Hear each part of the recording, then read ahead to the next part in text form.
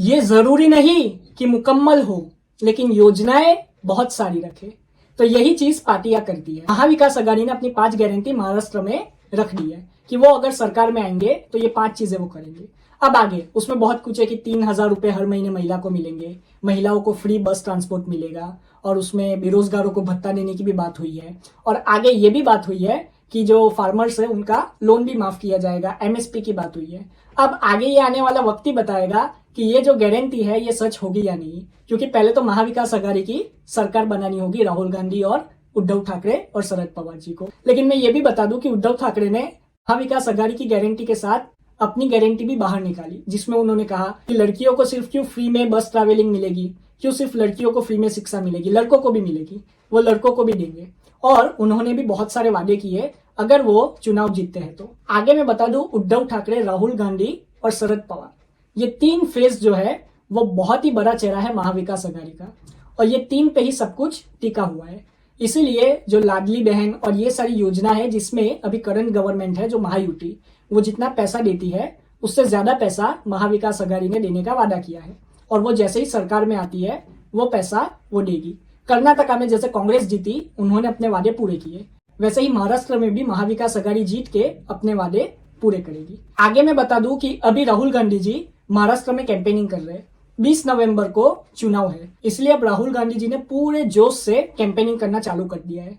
और मुझे पर्सनली लगता है कि नेक टू नेक फाइट होगी, मतलब महाविकास आघाड़ी और महायुति के बीच में। ये आने वाला वक्त ही बताएगा कि किसकी गारंटी किसको अच्छी लगती है, क्योंकि महायुति ने भी बहुत सारी गारंटी रखी है और वहीं पे महाविकास आघाड़ी ने भी गारंटी रखी है। अब लोग किसे चुनते हैं ये तो आने वाला वक्त ही बताएगा। लेकिन एक बात मैं कह दूं, जो भी आएगा वो ऐतिहासिक होगा। अगर महाविकास आघाड़ी आई तो इंडिया अलायंस के लिए ये एक बहुत ही बड़ी बात है। इसीलिए राहुल गांधी जी ने कहा कि अब जो लड़ाई है वो आइडियोलॉजी की है। एक तरफ है महात्मा गांधी की आइडियोलॉजी और एक तरफ है बीजेपी और आरएसएस की आइडियोलॉजी। एक तरफ है बाबा साहब आम्बेडकर का कॉन्स्टिट्यूशन और एक तरफ है बीजेपी और आरएसएस की आइडियोलॉजी, जो कि बाबा साहब के संविधान को खत्म करना चाहते हैं। अब ये बात बहुत बार कांग्रेस के नेता बोल चुके हैं, बीजेपी बाबा साहब आम्बेडकर का संविधान खत्म करना चाहती है, रिजर्वेशन खत्म करना चाहती है। और मैं कह दूं कि कास्ट सेंसस के बारे में भी राहुल गांधी जी ने बात की और उन्होंने कहा कि महाराष्ट्र में कास्ट सेंसस होगा। ये जो 50% रिजर्वेशन का रूल है महाराष्ट्र में, उसको राहुल गांधी जी निकाल देंगे और नई तरीके से रिजर्वेशन देंगे। आगे राहुल गांधी जी ने यह भी कहा कि अब चुनने का वक्त आ चुका है कि कौन सही है और कौन गलत है। राहुल गांधी जी के साथ 2 बड़े दिग्गज नेता है, उद्धव ठाकरे और शरद पवार। ये आने वाला वक्त ही बताएगा कि चीफ मिनिस्टर कौन होगा। मुझे तो पर्सनली लगता है कि चीफ मिनिस्टर अभी के लिए तो उद्धव ठाकरे जी होंगे। शरद पवार जी और कांग्रेस में से मुझे कोई ऐसा उम्मीदवार दिखाई नहीं देता जो कि चीफ मिनिस्टर की कुर्सी पे बैठ सके।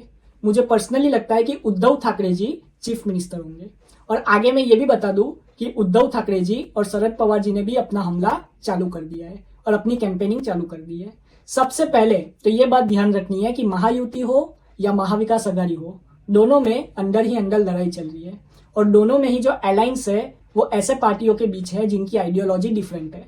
अभी आने वाला वक्त ही बताएगा कि ये अलायंस कितनी देर तक टिकता है और कितने टाइम तक इनकी सरकार चल पाती है। उद्धव ठाकरे, राहुल गांधी और शरद पवार ये बहुत टाइम से अपोजिशन में बैठे। इनकी सरकार थी महाविकास आघाड़ी की, लेकिन उसके बाद ये अपोजिशन में आ गए। अब ये जो शिंदे की शिवसेना है वो नहीं चाहेगी कि महाविकास आघाड़ी वापस सरकार में आए। अगर वो आ गई तो शिंदे की शिवसेना को खत्म कर देगी और उद्धव ठाकरे जी अपना बदला जरूर लेंगे। लेकिन ये तो आने वाला वक्त ही बताएगा कि ये गारंटी महाविकास आघाड़ी को जीत दे पाती है या नहीं दे पाती। आप अपनी राय कमेंट में जरूर बताएं। जय हिंद।